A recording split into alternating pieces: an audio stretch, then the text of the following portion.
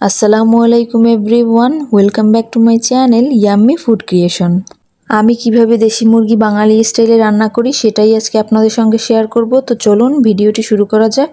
আমি এখানে 1.5 কেজি পরিমাণ মাংস নিয়েছি। এবারেতে 3 টেবিল চামচ পরিমাণ পেঁয়াজ বাটা, 1.5 টেবিল চামচ পরিমাণ রসুন বাটা, 1 চামচ আদা বাটা, 1 টেবিল চামচ জিরা বাটা, 1 চা চামচ পরিমাণ হলুদের গুঁড়া, 2 টেবিল চামচ পরিমাণ মরিচের গুঁড়া, স্বাদমতো লবণ। এখন নিয়েছি 4টে দারচিনি, 2টো এলাচ আর 2টো তেজপাতা, আর দিয়েছি পেঁয়াজের বেরেস্তা। আপনারা চাইলে পেঁয়াজের বেরেস্তাটা বাড়িয়ে অথবা কমিয়ে দিতে পারেন। এবার পরিমাণ মতো সরিষার তেল দিয়ে মাংসটাকে ভালোভাবে মাখিয়ে নেব। এবার চুলায় একটি কড়াই বসিয়ে তাতে তেল দিয়ে তেলটাকেও গরম করে নেব। তেলটা গরম হয়ে আসলে মাখিয়ে রাখা মাংসগুলো এর ভিতরে দিয়ে দেব।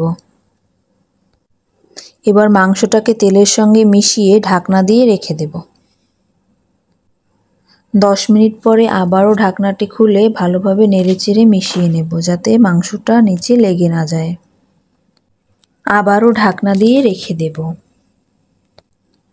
10 মিনিট পরে আবারও ঢাকনাটি খুলে মাংসটাকে ভালোভাবে মশলার সঙ্গে কষিয়ে নেব। কষানো হয়ে গেলে কেটে রাখা আলুগুলো দিয়ে দেব। আমি এখানে মাঝারি সাইজের 3টে আলু নিয়েছি, আপনারা চাইলে বাড়িয়ে অথবা কমিয়ে নিতে পারেন। এবার আলুগুলোকেও মাংসের সঙ্গে ভালোভাবে কষিয়ে নেব। কষানো হয়ে গেলে পরিমাণ মতো পানি দিয়ে ঢাকনা দিয়ে রেখে দেব। এবার চলুন হোমমেড একটা মশলা শেয়ার করা যাক। এখানে আমি কিছু জিরা, 2টো দারচিনি, 2টো এলাচ ভেজে ব্লেন্ডারে গুঁড়ো করে নিয়েছি। তো এবার মশলার সঙ্গে মিশিয়ে নেব। এবার নেড়ে চেড়ে নামিয়ে নিলেই তৈরি বাঙালি স্টাইলে দেশি মুরগি রান্না। ভিডিওটি ভালো লাগলে চ্যানেলটিকে অবশ্যই সাবস্ক্রাইব করবেন, পাশে থাকা বেল আইকনটি অন করে রাখবেন যাতে আমার পরবর্তী ভিডিওর নোটিফিকেশন সবার আগে পাওয়ার জন্য। ভালো থাকবেন, সুস্থ থাকবেন, আল্লাহ হাফেজ।